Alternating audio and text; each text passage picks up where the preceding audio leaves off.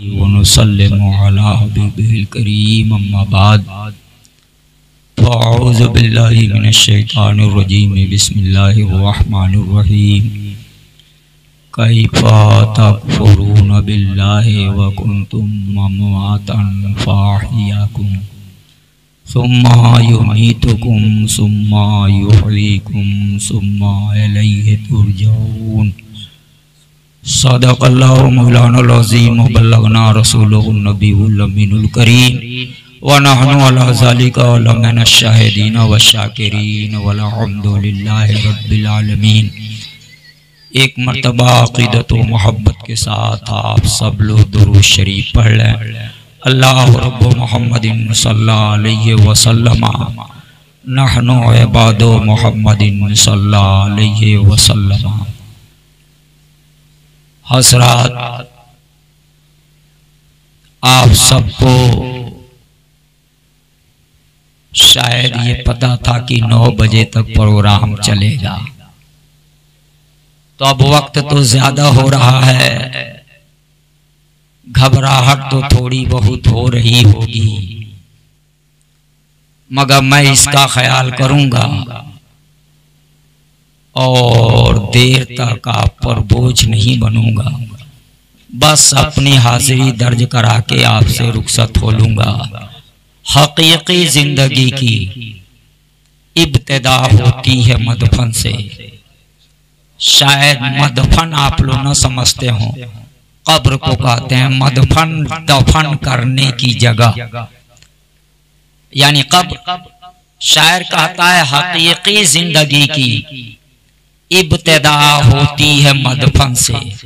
वो कह रहा है हकीकी जिंदगी तो कब्र से शुरू होती है, वहां से हकीकी जिंदगी का आगाज होता है। लोग ये जानते हैं कि बस मौत का मजा चखे मामला खत्म, मगर ऐसा नहीं है। शायर कह रहा है मरने को तो कुरान की वो आयत भी नहीं कह रही।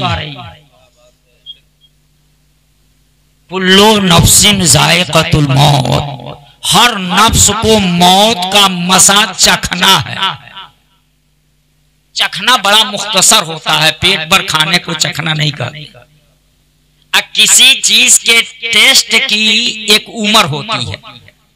किसी का टेस्ट 10 मिनट रहता है, किसी का टेस्ट 20 मिनट रहता है, किसी चीज का टेस्ट आधे घंटे तक आदमी महसूस करता है। यहाँ तो मौत का मजा चखने को कहा गया, उसका जायका चखने को कहा गया। और जब हर चीज जिसका टेस्ट लिया जा रहा है वो जायके की कुछ उम्र होती है, तो मौत का भी मजा चखेगा, उसकी भी कुछ उम्र है, और उसके बाद फिर वो जायका खत्म हो जाएगा। मुसलमानों, उसमें ये नहीं कहा गया कि हर एक को मरना है, ये कहा गया जिसे मरना है वो तो मर ही चुका है, वो तो मर ही चुका। कुरान मुकद्दस में देखिए, आपको पता चलेगा। रब ने फरमाया वला तुस्मिउल मौता, कि मेरे महबूब इन मुर्दों को सुना नहीं सकते, यानी समझा नहीं सकते, ये समझने वाले नहीं। तो किस मुर्दे को मेरे आका समझाने गए थे कि रब ने ये फरमाया कि ये मुर्दा है, इनको समझा नहीं सकते। किसी कब्रिस्तान में जाके थोड़ो ना समझा रहे थे, वो मार्केट में चलने फिरने वाले मुर्दा थे, जिनको कुरान ने मुर्दा कहा। बसाहिर दुनिया देख रही थी कि खा रहे हैं, पी रहे हैं, चल रहे हैं, लेन देन कर रहे हैं, मगर कुरान उनको मुर्दा कहा। मुसलमानों, पता चला दुनिया के दानिश्वर, दुनिया के वकला समझ ही नहीं सके कि जिंदगी किसको कहते और मौत किसको कहते। इसलिए कि जिसको दुनिया वाले जिंदा देखे, कुरान उसी को मुर्दा कहा है। वला तुस्मिउल मौता कह करके चलने फिरने वाले मुर्दों को यहाँ बताया जा रहा है कि ये मुर्दा है। मुसलमानों, तो चलने फिरने वाले को अक्लमंद मुर्दा नहीं कहते, और जिसकी धड़कने रुक जाए, मुसलमानों सांस का रिश्ता मुनक़ता हो जाए, उसको दुनिया के दानिश्वर मुर्दा कहते हैं। मगर एक लाशा आप करबला की धरती पे देख लीजिए कि जिस्म करबला में है, मुसलमानों सर कोसों दूर नेज़े पे रख करके पहुंचाया जा चुका है, हड्डियां चूर चूर हो चुकी हैं, गोश्त कीमा कीमा हो चुका है। दुनिया के अक्लमंदों का फैसला यही होगा, जब सर जिस्म से लगा नहीं है, सर जिस्म से अलग हो चुका है, गोश्त कीमा कीमा हो चुका है, हड्डियां चूर चूर हो चुकी हैं, दिल की धड़कन रुक चुकी है, सांस का रिश्ता मुनक़ता हो चुका है, तो ये मुर्दा है।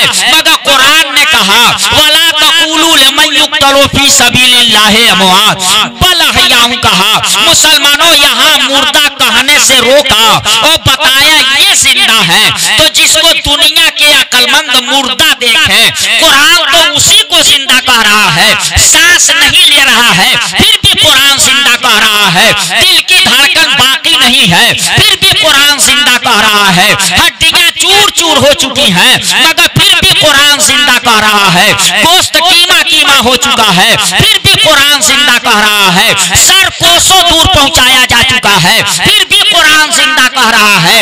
इससे पता चला दुनिया के दानिश्वर समझ न सके कि जिंदगी किसको कहते हैं और मौत किसको कहते हैं। जब दोनों आयतों को मैं सामने रखा और सोचा परवरदिगारे आलम ये मसला हल कैसे होगा। जिसको दुनिया के दानिश्वर मुर्दा देखे उसको कुरान जिंदा कहे, और जिसको दुनिया के दानिश्वर जिंदा देखे उसे कुरान मुर्दा कहे, ये फलसफा क्या है? तो जवाब मिलेगा दोनों को देख ले, जिसे कुरान ने मुर्दा कहा है वो कौन है और जिसको कुरान ने जिंदा कहा है ये कौन है।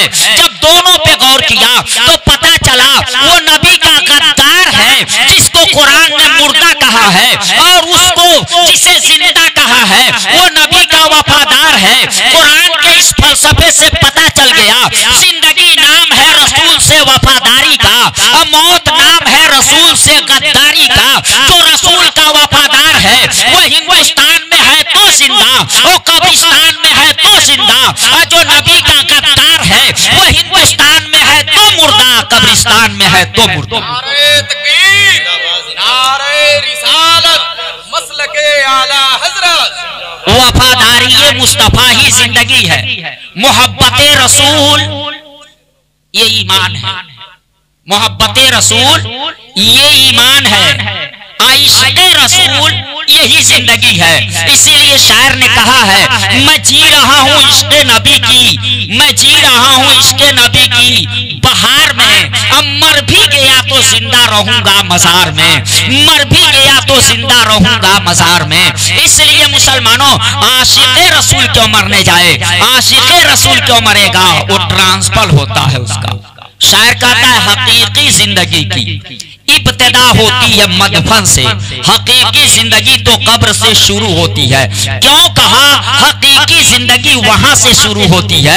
इस जिंदगी में तो हम जलवे रसूल पाक को देखे नहीं मुसलमानों, मगर कब्र से तो हम आका को देखेंगे। और शायर उसी की तरफ इशारा करके कहा है हकीकी जिंदगी की इब्तिदा होती है मदफन से, नकाब उल्टे हुए आता है कोई रूए रोशन से। मदीने में मेरा दिल और दिल में कमली वाला है, मदीने में मेरा दिल और दिल में कमली वाला है। मेरा दिल कम नहीं रिस्मा तेरी जन्नत के गुलशन से, मेरा दिल कम नहीं रिस्मा तेरी जन्नत के गुलशन से। मुसलमानों कुरान मुकद्दस की अब आयत मुकद्दसा आप समझ ले, रब्बे कायनात ने फरमाया ये पहले सहन में रख लीजिएगा कि ये मोमिनों के लिए नहीं काफिरों के लिए, काफिरों के लिए। कैफा तकफुरून बिल्लाह, तुम क्यों कर कैसे अल्लाह का इनकार कर सकते हो।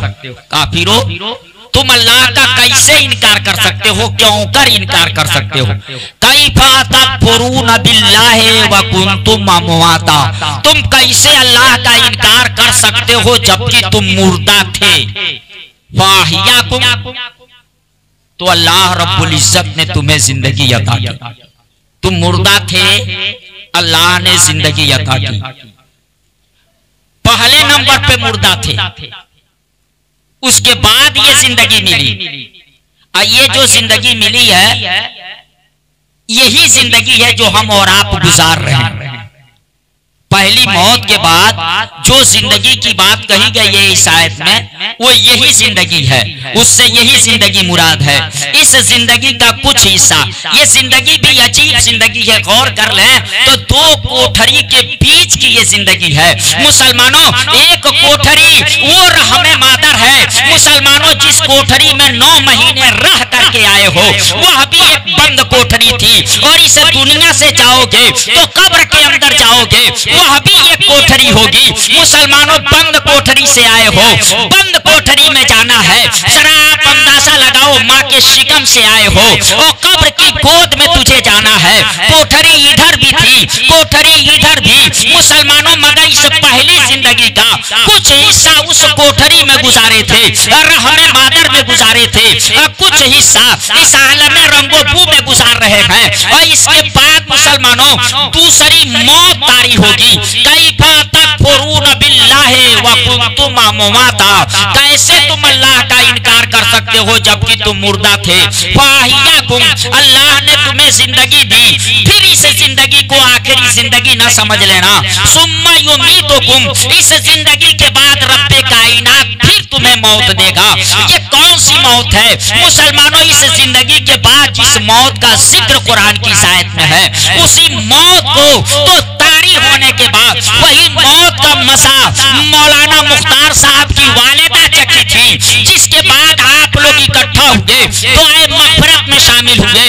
आज इस साले सवाब की तरफ से आप लोग इकट्ठा हुए हैं। मुसलमानों, सरा अंदाजा लगाओ, ये दूसरी मौत है, और ये दूसरी मौत को भी आप ये ना समझिएगा कि ये आखिरी मंजिल है। रब फरमाता है सुम्मा युहयीकुम, फिर इस मौत के बाद रब्बे कायनात जिंदगी अता फरमाएगा, जिंदगी देगा। वो जिंदगी कौन सी जिंदगी होगी मुसलमानों? वो जिंदगी आलम बरज़ख की जिंदगी होगी। बरज़ख का माना आप लोग समझ लीजिए, बरज़ख कहते हैं आड़ को, पर्दे को। बरज़ख के माने आड़ होता है, पर्दा होता है। वो बरज़ख पर्दे को कहते, आड़ को कहते। और इस्तिलाही जुबान में इस मौत के बाद जो जिंदगी मिलती है वो आलम बरज़ख की जिंदगी। कल क़यामत के दिन जब हम उठाए जाएंगे, उससे पहले ये मौत का मजा चखने के बाद जब कब्र में उतार दिए गए, कब्र में उतारे गए उस दिन से लेकर के क़यामत तक की जो जिंदगी मिलेगी, ये आलम बरज़ख की ये इस्तिलाही जुबान में। और बरज़ख आड़ को कहते हैं क्योंकि वो जिंदगी हमारी ज़ाहिरी निगाहों से पर्दे में है, इसलिए मुसलमानों उसे आलम बरज़ख कहते हैं। दूसरी जिंदगी कब मिलेगी? मौत का मसा चखने के बाद। जब मौत का मसा चख लेंगे और उसके बाद जिंदगी मिलेगी, तो वो दूसरी जिंदगी कितनी लंबी होगी? ये जिंदगी तो किसी की 90 साल और 100 साल की हो जाए तो लोग कहते हैं यार 100 साल पूरे हो गए हैं, 100 साल की जिंदगी इनकी है। 100 साल पे लोगों को हैरत होने लगती है, यार ये 100 साल तक जिंदा रह गए, अभी तक ये जिंदा है। 100 साल को बड़ी लंबा समझ रहे हो, मगर मौत का मसा चखने के बाद वो क़यामत के दिन जब सब उठाए जाएंगे अपनी अपनी कब्रों से, उस दिन तक के लिए जो जिंदगी मिलेगी वो जिंदगी तो नाप नहीं सकते इंच टेप से, उसके लिए कोई पैमाना नहीं है। वो जिंदगी कितने 100 साल की होगी मुसलमानों? क़यामत जब तक न आ जाए तब तक आलम बरज़ख वाली जिंदगी वो कितनी लंबी जिंदगी होगी। कहा जा रहा था कि आप गाफिल हो, अरे मुसलमानों गौर कर लो, कितने गाफिल हो, कितने गाफिल हो। ये जिंदगी ज्यादा से ज्यादा 100 साल की होगी, तो 100 साल की जिंदगी के लिए मुलाज़मत भी करते हो, 100 साल की जिंदगी के लिए नौकरी भी करते हो, 100 साल की जिंदगी के लिए मजदूरी भी करते हो, 100 साल की जिंदगी के लिए ट्रेनिंग भी बनाते हो, 100 साल की जिंदगी के लिए गाड़ी भी खरीदते हो, 100 साल की जिंदगी के लिए सारी आराम की चीजों का इंतजाम करते हो ताकि ये जिंदगी आराम की जिंदगी गुजरे। अरे इससे बढ़कर के नादानी क्या होगी? 100 साल की जिंदगी को संवारने के लिए तो सारी मेहनत करते हो, और जिस जिंदगी को तुम नाप नहीं सकते कितनी लंबी जिंदगी होगी। मौत का मसा चखने के बाद इतनी लंबी जिंदगी जो रब्बे कायनात देगा, उसके लिए तूने क्या क्या किया है? क्या उसके लिए उसके लिए भी कोई इंतजाम किया है, उसके लिए भी कुछ तूने इकट्ठा किया है। अरे मौत के बाद ये पडरौना का मौलवी नहीं, कुरान में रब फरमाता है काफिरों तुम जान लो कैसे तुम अल्लाह का इनकार कर सकते हो जबकि तुम मुर्दा थे। खुदा ने तुझे जिंदगी दे दी, इस जिंदगी के बाद खुदा मौत देगा और फिर उस मौत के बाद रब्बे कायनात दूसरी जिंदगी देगा, वो आलम बरज़ख वाली जिंदगी। अब यहीं से फैसला कर लो, जब वो परवरदिगारे आलम काफिरों को जिंदगी देगा तो मोमिनों को तो बदरजाए औला जिंदगी अता फरमाएगा, और जब मोमिन को जिंदगी देगा तो मोमिनों में जो मुत्तकी और परहेजगार हैं इनसे आला जिंदगी उनको देगा, और जब उनको जिंदगी देगा तो नबियों को क्यों नहीं जिंदगी देगा। मुसलमानों से अंदाजा लगाओ, गौर कर लो, रब्बे कायनात जिंदगी देगा। जब काफिरों को रब इस मौत के बाद जिंदगी देगा तो मोमिनों को बदरजाए औला जिंदगी देगा। और जब रब जिंदगी देगा वो जिंदगी कितनी लंबी होगी, तो कुरान में है सुम्मा युमीतुकुम सुम्मा युहयिकुम। इस जिंदगी के बाद जब रब मौत देगा तो उस मौत के बाद खुदा जिंदगी देगा। वो जिंदगी कब तक के लिए रहेगी, सुम्मा इलैहि तुरजऊन उसके आगे कहा गया है। वो जिंदगी उस दिन तक के लिए होगी जिस दिन तुम कयामत के मैदान में इकट्ठा किए जाओगे और रब की तरफ पलटाए जाओगे। पता चला जिस दिन मौत का मजा चखा उस दिन से लेकर के कयामत तक के लिए वो जिंदगी होगी। और इतनी लंबी जिंदगी के लिए तूने कुछ नहीं किया, 60 साल के लिए 70 साल के लिए तो तुम सब कुछ करते हो। बच्चे को डॉक्टर बना दो, इंजीनियर बना दो, प्रोफेसर बना दो, बिल्डिंग बनवा लो, बैंक बैलेंस कर लो, जमीन खरीद लो, ये जायदाद कर लो, गाड़ी घोड़ा खरीद लो, ताकि 100 साल और 60 साल की जिंदगी उसकी आराम की हो। ये भी कभी सोचा बच्चे की जिंदगी को क्यों ना ईसा बनाया? नहीं जान, दो ही जवाब मिला हमको। क्यों दो ही जवाब मिला? दो के अलावा तीसरा जवाब क्यों नहीं मिला? तो जवाब मिलता है जितने जाएंगे जिनसे पूछा जाएगा उनकी दो ही सूरत हो सकती है, या तो वो ईमान की हालत में गए हैं या बेईमानी की हालत में गए हैं। जितने ईमान की हालत में गए हैं सब सही सही जवाब दे लेंगे, और जितने बेईमान गए हैं मुसलमानों वो तीनों के जवाब में कहेंगे हाँ हाँ ला अदरी, अफसोस अफसोस मैं कुछ नहीं जानता। अब मुझे बताना है जो ईमान की हालत में चला जाए वो तीनों का जवाब दे लेगा। और जब तीनों का जवाब दे लेता है वो, तो फरिश्ते क्या कहते हैं, हमारा काम खत्म। हमारा काम था 3 सवाल पूछना, हम पूछ ली। तेरा काम था 3 का जवाब देना, तूने दे लिया सही से। अब मर जा जैसे मरा था। फरिश्ते यही कहते कि अब मर जा जैसे मरा था। मुसलमान हैं, आप सुने होंगे इस बात। फरिश्ते तीनों सवाल पूछ लेते हैं, ये सही सही जब जवाब दे लेता है तो फरिश्ते क्या कहते हैं, अब मर जा तू, तेरा काम खत्म, मेरा काम खत्म, मर जा जैसे तू मरा था। क्या कहते? सो जा। देखिए कारी साहब बता रहे हैं, फरिश्ते कहते सो जा जैसे दुल्हन सोती है। मुसलमानों सारा मसला फरिश्तों ने दुल्हन की तरह सुला करके हल कर दिया। फरिश्ते कहते हैं सो जा जैसे दुल्हन सोती है। वो दुल्हन की तरह सुला करके बता दिए कि दुल्हन भी छोड़ करके आती है, भाई को छोड़ के आती है, बहनों को छोड़ के आती है, मोहल्ला छोड़ करके आती है, सहेलियों को छोड़ करके आती है, माँ बाप को छोड़ करके आई है, अपनी जन्मभूमि छोड़ के आई थी, चाहे पैदाइश छोड़ करके आई, होने वाली दुल्हन सबको छोड़ करके आई है। जहाँ पली थी वो छोड़ करके आई है, जहाँ पढ़ी थी वो छोड़ करके आई है, जहाँ माँ का प्यार पाई थी वो छोड़ करके आई है। वो होने वाली दुल्हन सब कुछ छोड़ करके गई है। जहाँ गई है वो घर उसके लिए नया है, उस घर के लोग उसके लिए नए हैं। ये मरने वाला भी जहाँ पहुँचा है वो घर उसके लिए नया है। मुसलमानों वहाँ का माहौल उसके लिए नया है। बिल्कुल दुल्हन वाली बात पाली गई। और मुसलमानों दुल्हन की तरह फरिश्ते सुलाए, सो जा जैसे दुल्हन सोती है। ये सुला के फरिश्तों ने कह दिया दुल्हन अपना मायके नहीं भूलती, तू भी अपने उस घर को न भूलना जहाँ से तू आया है, जहाँ से तू आई है या जहाँ से तू आया है। दुल्हन अपना मायके नहीं भूलती है। फरिश्ते कब्र में कहते हैं जो जवाब दे लेता है उससे कि सो जा जैसे दुल्हन सोती। अगर दुल्हन को मायके से आस रहती है तो तुझे भी उन लोगों से आस रहनी चाहिए। और उसी आस को पूरा करने के लिए इस होने वाली दुल्हन के लिए तो दुल्हन जानती है सबको छोड़ करके मैं आई हूँ, मगर जब घर वाले चौथी लेकर के आएंगे तो उस दिन जरूर हमारे लिए कुछ न कुछ लेकर के आएंगे, हमारी जरूरत की चीज लेकर के आएंगे। फरिश्ते जब दुल्हन की तरह सुलाते हैं तो इस दुल्हन को लोग चौथी लेकर के जाते हैं, तो चौथी लेकर के जाने वाले एक के 56 लेके नहीं जाते, एक के 47 लेकर के नहीं जाते, वो गन लेकर के नहीं जाते, उसकी जरूरत की चीज लेकर के जाते हैं।